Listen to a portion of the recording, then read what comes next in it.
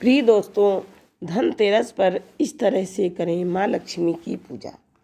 हिंदू पंचांग के अनुसार कार्तिक मास की त्रयोदशी या तेरस को धनतेरस के रूप में हर्षोल्लास के रूप में मनाया जाता है। धनतेरस से ही दीपावली की पर्व की शुरुआत होती है। इस दिन यानी कि धनतेरस को भगवान धन्वंतरि के साथ ही धन की देवी माँ लक्ष्मी जी की पूजा का भी विशेष विधान है। मान्यता है कि धनतेरस के दिन लक्ष्मी पूजन से दरिद्रता दूर होती है और घर धन धान्य से परिपूर्ण हो जाता है। धनतेरस के दिन यथाशक्ति दीपावली की खरीदारी की जाती है और इसी सामान के साथ गणेश जी और लक्ष्मी जी की प्रतिमा लाना शुभ होता है। मान्यता है कि धनतेरस के दिन सिर्फ लक्ष्मी गणेश की प्रतिमा नहीं लानी चाहिए, बल्कि उनके साथ मिठाई भी लाना अति आवश्यक होता है और साथ ही खील बताशे भी लाने चाहिए। इस तरह से धनतेरस के दिन प्रदोष काल में माँ लक्ष्मी की पूजा करना चाहिए। इस दिन माँ लक्ष्मी के साथ महालक्ष्मी यंत्र की भी पूजा की जाती है। धनतेरस इस तरह करें माँ लक्ष्मी की पूजा। सबसे पहले एक लाल रंग का आसन बिछाएं और इसके बीचों बीच मुट्ठी भर अनाज रखें। अनाज के ऊपर स्वर्ण, चांदी, तांबे या मिट्टी का कलश रखें। इस कलश में 3/4 पानी भरें और थोड़ा गंगा जल मिलाएं। अब कलश में सुपारी, फूल, सिक्का और अक्षत डालें। इसके बाद इसमें आम के 5 पत्ते लगाएं। अब पत्तों के ऊपर धान से भरा हुआ किसी धातु का बर्तन रखें। धान पर हल्दी से कमल का फूल बनाएं और उसके ऊपर माँ लक्ष्मी की प्रतिमा रखें, साथ ही कुछ सिक्के भी रखें। कलश के सामने दाहिनी ओर पूर्व दिशा में भगवान गणेश जी की प्रतिमा रखें। अगर आप कारोबारी हैं तो दवात, किताबें और अपने बिजनेस से संबंधित अन्य चीज़ें भी पूजा स्थान पर रखें। अब पूजा के लिए इस्तेमाल होने वाली पानी को हल्दी और कुमकुम अर्पित करें।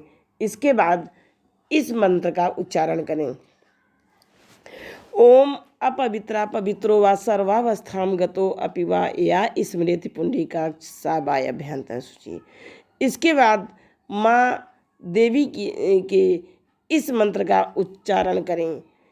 ओम श्रीं ह्रीं श्रीं कमले कमलालये प्रसीद प्रसीद। ओम श्रीं ह्रीं श्रीं महालक्ष्मी नमः।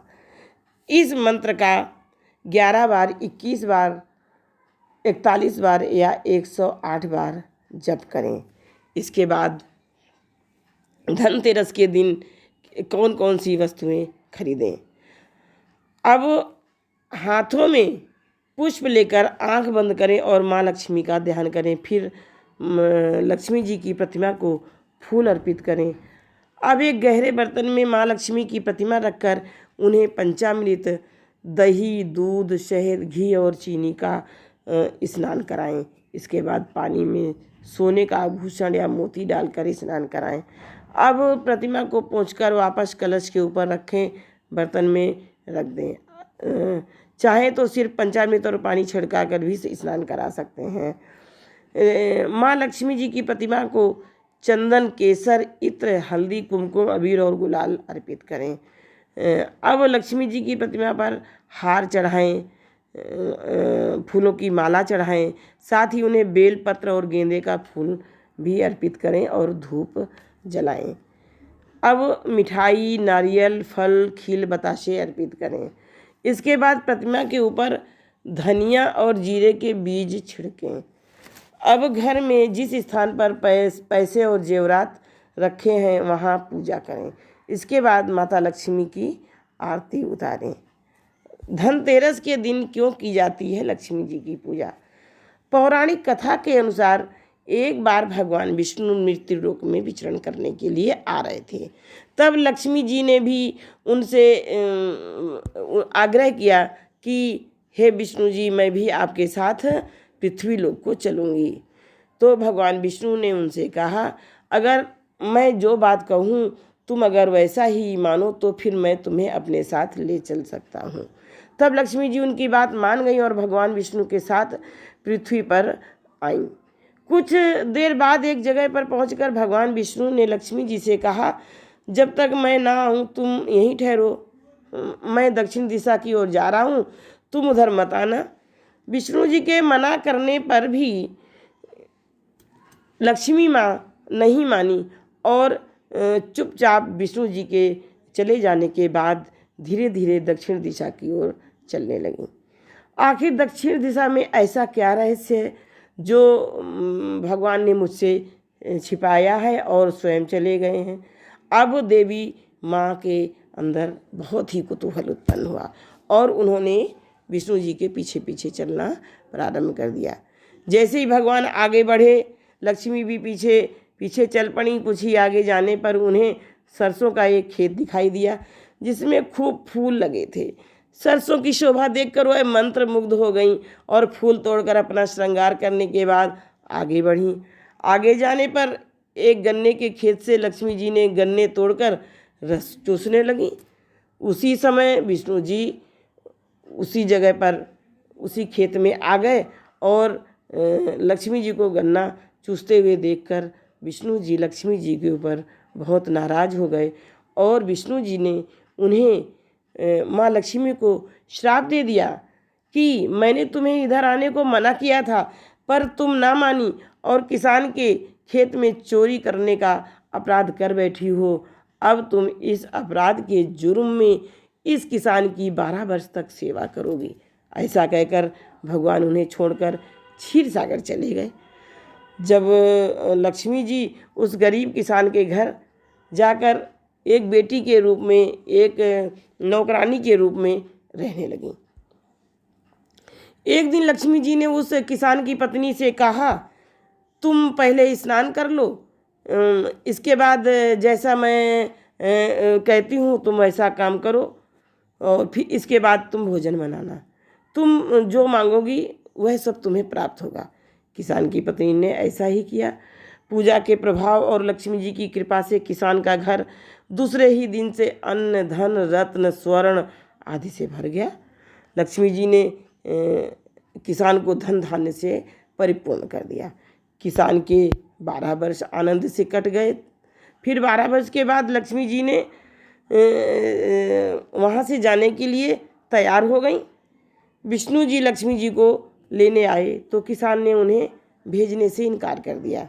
तब भगवान ने किसान से कहा, इन्हें कौन जाने देता है, ये तो बहुत चंचला हैं, कहीं नहीं ठहरती, इनको बड़े बड़े नहीं रोक सके। इनको मेरा शाप था, इसलिए तुम्हारे यहाँ ये 12 वर्ष से तुम्हारी सेवा कर रही हैं। तुम्हारी 12 वर्ष सेवा का समय पूरा हो चुका है। किसान हठपूर्वक बोला, नहीं, अब मैं माँ लक्ष्मी जी को नहीं जाने दूंगा।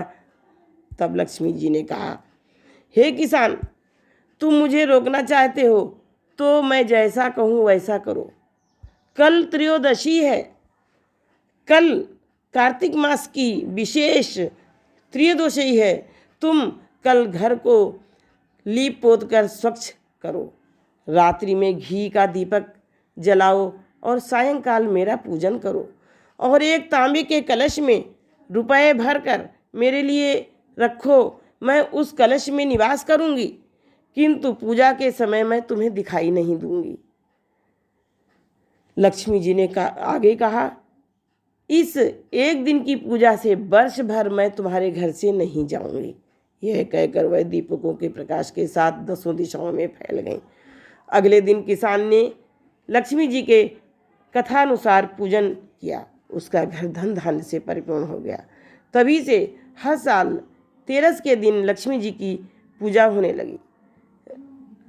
इस प्रकार से लक्ष्मी जी उस किसान के ऊपर सहाय हुई और धनतेरस को जो लक्ष्मी जी को जो श्राप मिला था वह उन्होंने पूरा किया। इस तरह से माँ लक्ष्मी तांबे के कलश में पैसे भर के रखने से उसी में निवास करती हैं। तो इसीलिए हम गृहस्थों को भी, हम लोगों को चाहिए कि धनतेरस के दिन विशेष प्रकार की पूजा के लिए, माँ लक्ष्मी जी को प्रसन्न करने के लिए इस तरह से जो भी पूजा वर्णन की गई है उस तरह से माँ लक्ष्मी की पूजा विधि विधान पूर्वक करें और माँ लक्ष्मी को प्रसन्न करें।